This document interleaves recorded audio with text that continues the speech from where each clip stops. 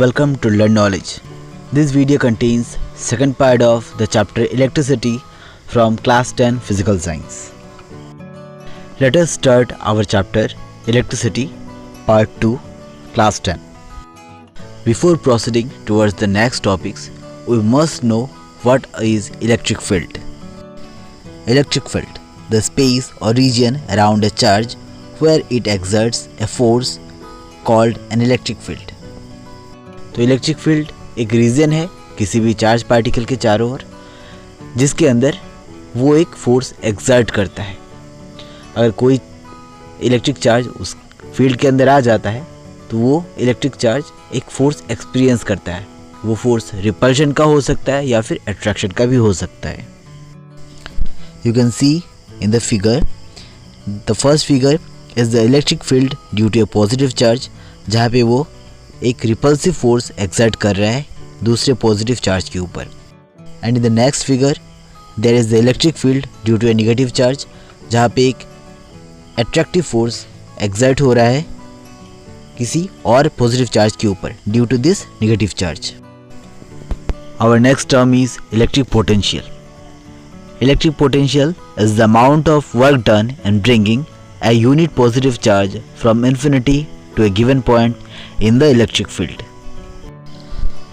So how to calculate the electric potential at a point? किसी भी point पे electric potential अगर निकालना है तो हम लोग क्या करेंगे, वर्क डाउन को कैलकुलेट करेंगे. किसका work done? To bring a unit positive charge from infinity to that point. किसी भी यूनिट पॉजिटिव चार्ज को इन्फिनिटी से उस पॉइंट तक लाने में कितना वर्क डन हो रहा है, वही हमारा इलेक्ट्रिक पोटेंशियल है. इसका कोई डायरेक्शन नहीं होता, सिर्फ मैग्नीट्यूड होता है, इसलिए it is a scalar quantity.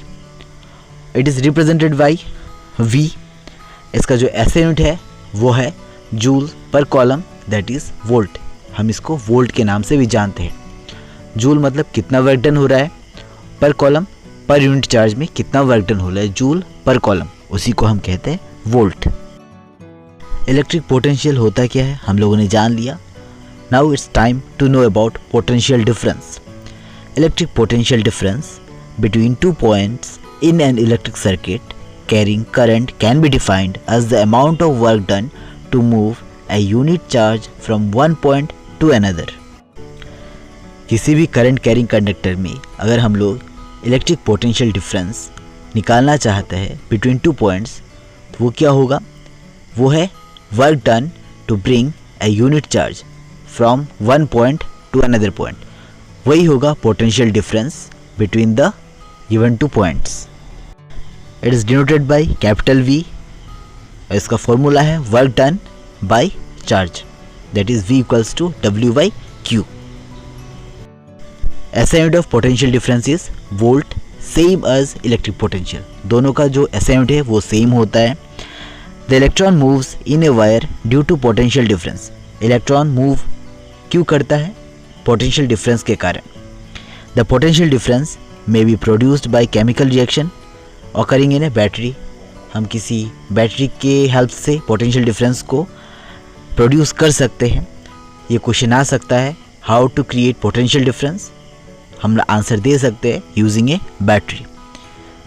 Late us know what is 1 volt. 1 volt किसे कहते हैं? Potential difference between two points कब 1 वोल्ट होगा? जब हमें एक यूनिट चार्ज को एक पॉइंट से दूसरे पॉइंट तक लाने में अगर मुझे 1 जूल वर्क डन करना पड़ रहा है, तब हम कहेंगे इन दोनों पॉइंट्स का जो पोटेंशियल डिफरेंस है वो 1 वोल्ट है. 1 volt is the potential difference between two points in a current carrying conductor when 1 joule of work is done to move a charge of 1 coulomb from one point to the other. अगर 1 coulomb of charge को एक point से दूसरे point तक लाने में मुझे 1 joule work done करना पड़ रहा है, तो मैं यह कहूँगा कि दोनों पॉइंट का जो पोटेंशियल डिफरेंस है between the two points is 1 volt. So you can say that 1 volt equals 1 joule by 1 coulomb, that is 1 volt equal to 1 joule per coulomb. Now only you have discussed that electron moves due to potential difference between two points. Now we can relate this concept with the given situation. For example, take two tanks, tank A and tank B. Let us consider the amount of water in tank A is more than the amount of water in tank B. Then obviously the water pressure in tank A will be greater than water pressure in tank B. Now due to this pressure difference, water will flow from tank A to tank B.